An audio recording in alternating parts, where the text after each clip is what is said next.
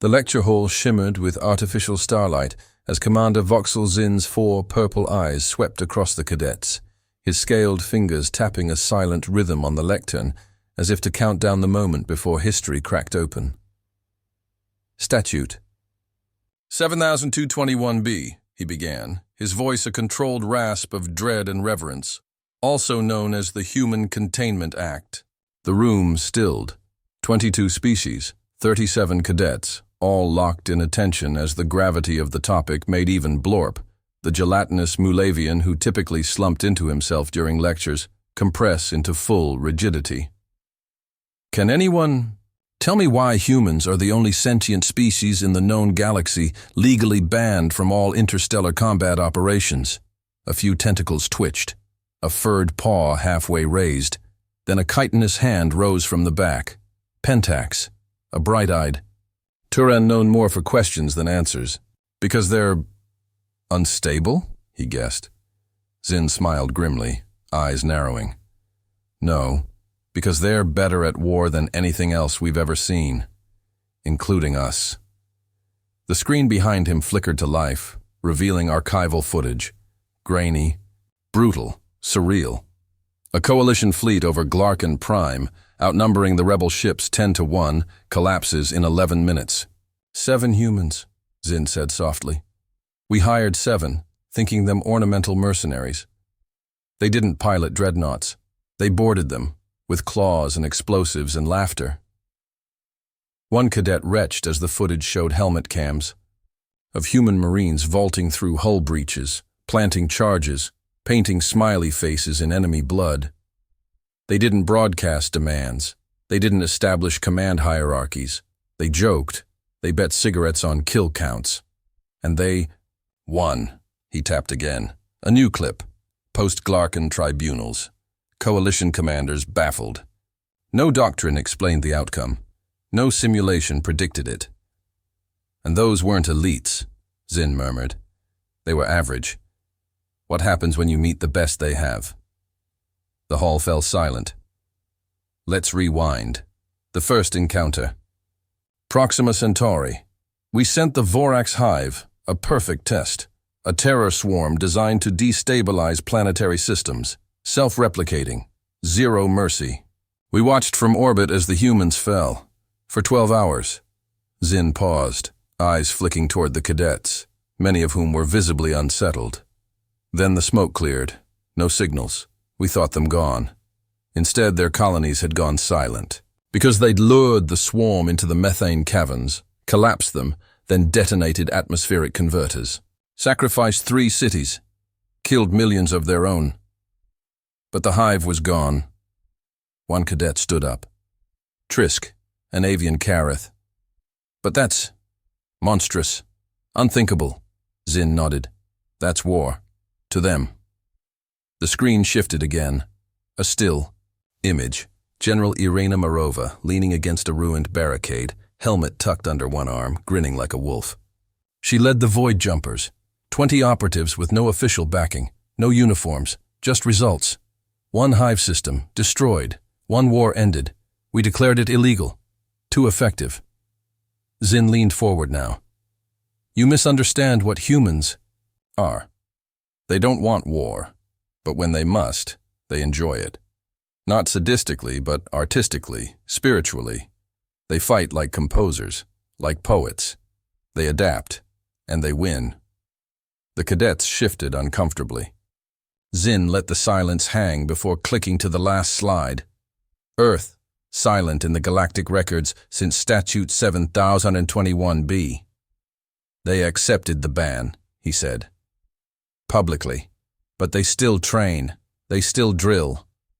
And we've seen hints of the Void Legion, unofficial, unconfirmed, but persistent. Some say they hide in the asteroid rings. Others say they're embedded in planetary militias across the fringes. All I know is... Zin trailed off, his tone suddenly personal. I survived the Glarkin Rebellion. I was there. I watched a human, Captain Vulov, kick down a sealed hatch with a grin, throw a magnetic knife into my commander's eye, and offer me a drink in the same breath. Said he liked my uniform. The room exhaled in a wave of disbelief. "So remember," Zin said, stepping away from the lectern, "we didn't contain humanity because they were dangerous. We contained them because they are danger, concentrated into a species." A faint tremble rippled through the metal floor, a reminder they were on a station above Lortan Prime, where humanity once tested exo-tactical suits in low gravity by jumping from orbit to surface for fun. Blorp finally raised a pseudopod. "What if the galaxy needs them again?" Zin didn't smile. "Then pray they're still interested in helping us, and not just interested." The lights dimmed. The screen went black. In the silence, the cadets no longer heard a lecture. They heard a warning, a prophecy, and maybe, just maybe, a countdown, the sea. Lecture hall emptied slowly, cadets quiet and unsettled as they drifted out into the gravity-balanced corridors of the Lortan Academy. But 3 cadets, Pentax, Trisk, and Blorp, remained behind, exchanging glances while Commander Zin stood silently before the dimmed display.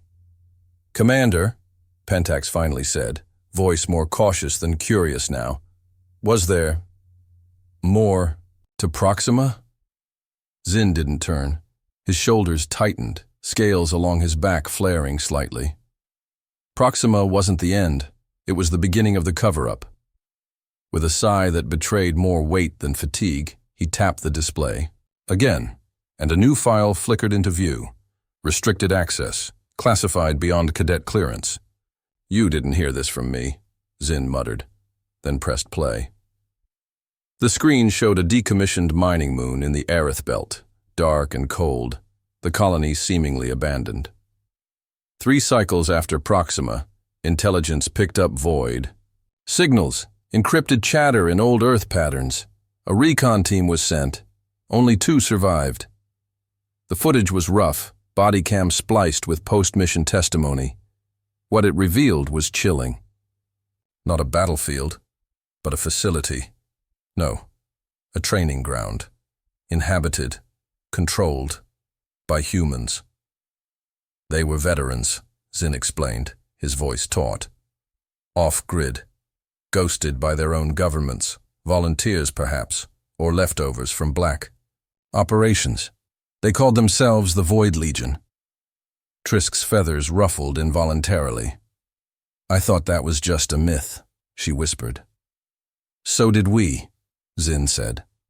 "But they had weapons we'd never seen, rifles that stitched vacuum, drones that laughed as they detonated, and armor that pulsed with human biometric rage signatures.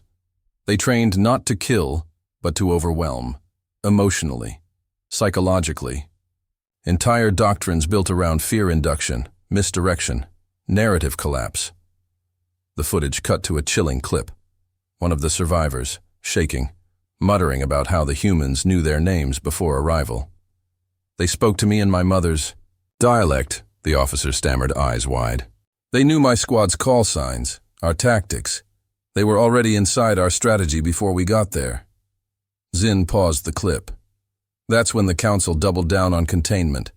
Not just military exclusion, full socio-cultural isolation. We erased Earth from school curricula, scrubbed their history from databases, banned their literature. Because they weren't just good at war, they were teaching it to themselves in ways we couldn't predict. Blorp burbled nervously. "So why haven't they struck again?"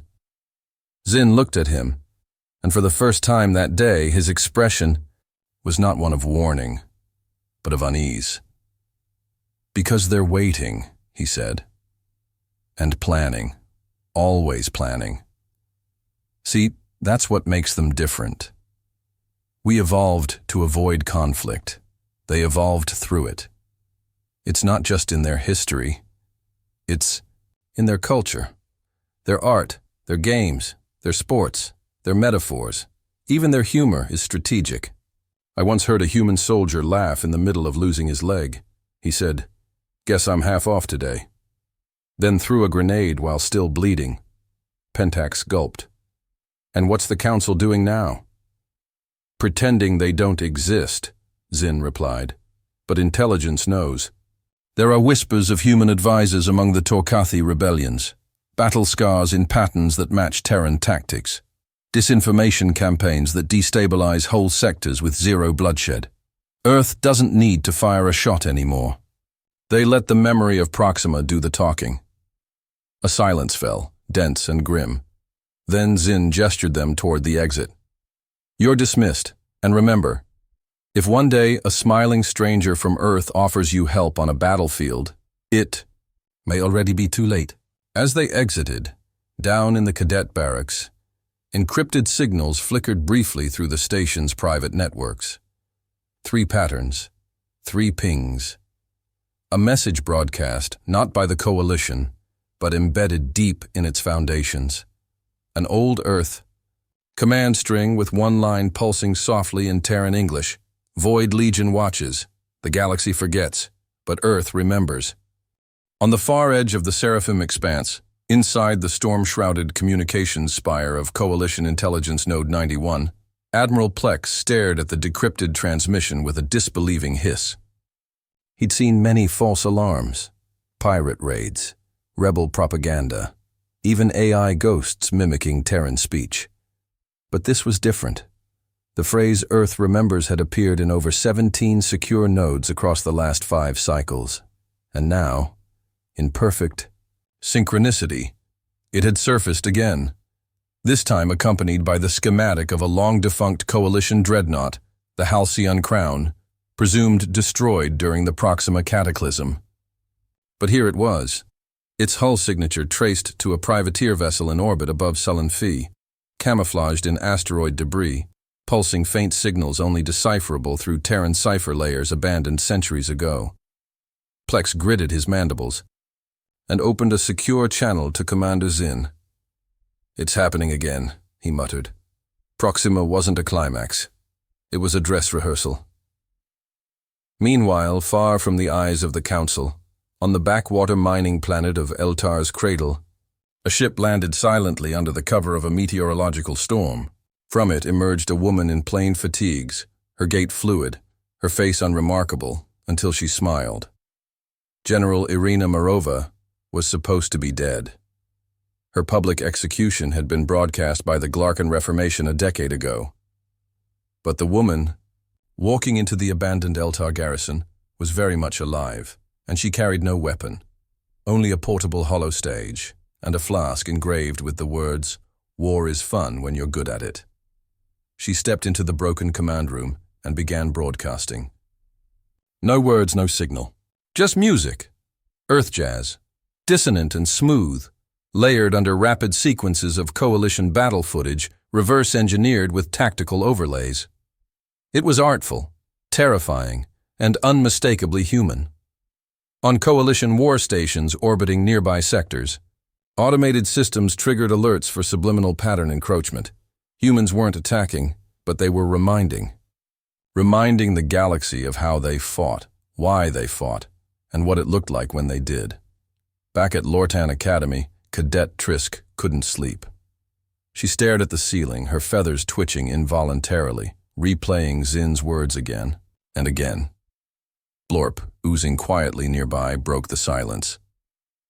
"They're not coming back just to fight," he said, in a voice thick with strange clarity. "They're coming back to teach." The next day, the Academy woke to chaos. Someone had overridden the internal system and left a new recording in every cadet's implant feed. Unauthorized, untraceable, but undeniably real. It was footage of Earth's last formal combat exercise. Children, teenagers even, in full simulation gear, engaging in complex urban warfare drills with humor and precision that rivaled elite Coalition tacticians.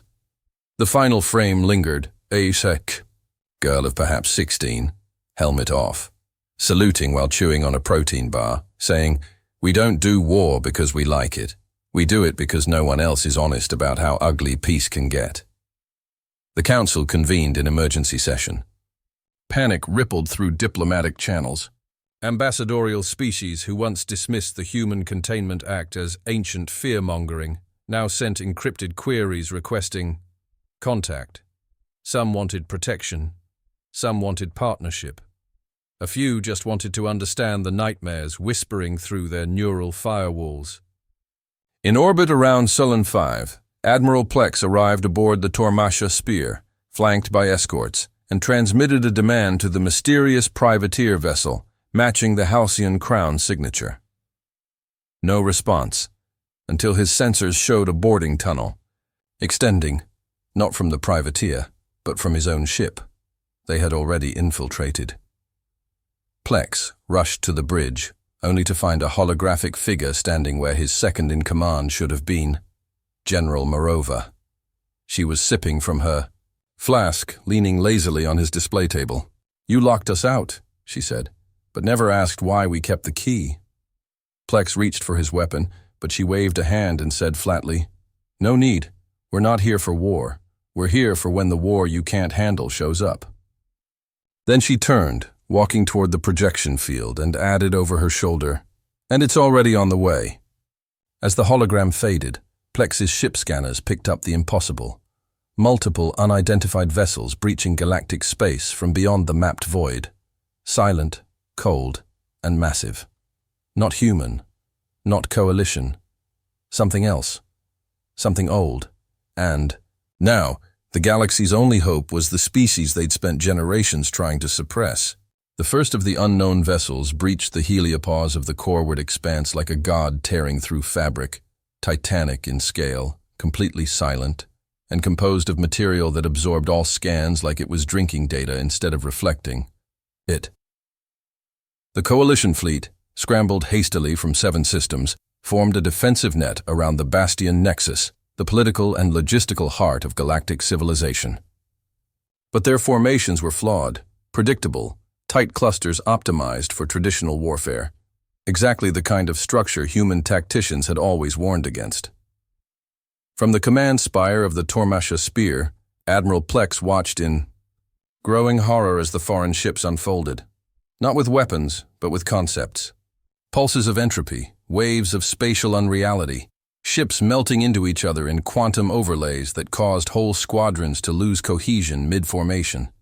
No comms. No demands, just arrival and erasure. It was then, in the chaos, that the final line of the ancient Terran override protocol activated across classified coalition servers, a failsafe no one remembered authorizing. The encryption was old, pre-ban era, embedded so deeply in the coalition's own architecture, it took root like a virus inside doctrine libraries, combat AI, and logistics networks. One phrase detonated like a gospel through every fleet system. Void Legion Protocol, active. And across dozens of shadowed corners in the galaxy, they moved. Human black ships emerged from debris fields, from within moons, from under oceans. Long silent watchers waking to war they hadn't started, but always expected. They did not broadcast identification. They did not request command. They deployed. In orbit above Bastion Nexus, the Coalition flagship Ecliptor was moments from collapse when a human strike pod launched from the blind spot of its own sensor array, impacting the invader with surgical precision. The alien vessel staggered, if such a thing could be said of something built like a geometry puzzle designed by nightmares, and for the first time, it responded. Not in words, in recoil. Humans had found its nerve. On Sulan V, General Morova stood atop an old launch pad, issuing non-verbal command sequences through a Terran thought weave interface that pulsed across old Void Legion relays. "Let's keep this educational," she said with a smirk, transmitting simultaneous command trees to 14 splinter cells. Her forces moved without hesitation. No ranks, no flags, just fluid violence and improvised strategy. On Lorton Station, Commander Zinn watched through wide eyes as his own cadets scrambled for interpretation. "They're not part of our fleet," one technician shouted. "They're not in any fleet." But Zinn wasn't confused. He was remembering Proxima, Glarkin, the smirking face of Captain Vulov, and that feeling in his chest that war had stopped being about numbers and started being about intent. The alien invaders fractured under human pressure not because they were weaker, but because they were unaccustomed to chaos. The coalition had tried to survive by structure. Humans had thrived by disruption. Earth's tactics didn't just counter strategies, they rewrote them. In one sector, a human unit dropped scrap satellites coated in reflective armor to simulate a fleet and drew fire. In another, operatives sacrificed their own ships to deliver boarding parties through the exposed folds of alien quantum signatures. They didn't try to understand the enemy's language. They spoke their own: speed, fire, sacrifice, misdirection, and irony. One recorded transmission from a boarding leader went viral across Black Channel networks. "Hi there, just wanted to return the favor. You invaded our galaxy, so we brought snacks and sabotage." By the third day, the alien vessels began to retreat. Not in fear, but in uncertainty. They had not expected the humans to fight as if they were playing. They didn't understand the mockery in Earth's war culture, how humor was just masking precision. The Coalition Council, helpless and splintered, finally activated the emergency convening protocol. They sent a single message, requesting Terran strategic integration. On Earth, beneath the Arctic Defense Archives, the last formal Terran war, Council reawakened. Old generals, young tacticians, and AI symbiotes debated nothing. They simply stood, nodded, and said, "It's time." And so the final image that would enter galactic history was not of the Council's desperate plea, nor the invaders' slow collapse, but of General Irena Marova stepping into the Bastion chamber, unarmed, still drinking from her old metal flask, surrounded by wide-eyed delegates. She looked around, smiled that crooked, irreverent smile, and said, "Next time you ban something, try not to build your peace atop the only species that treats war like poetry." No one spoke. No one could. Because in that moment, every species present realized they hadn't just survived because of humans. They had survived only because of them. The galaxy, once terrified of humanity's brilliance and violence, had finally understood. Fear was not enough. Respect was overdue.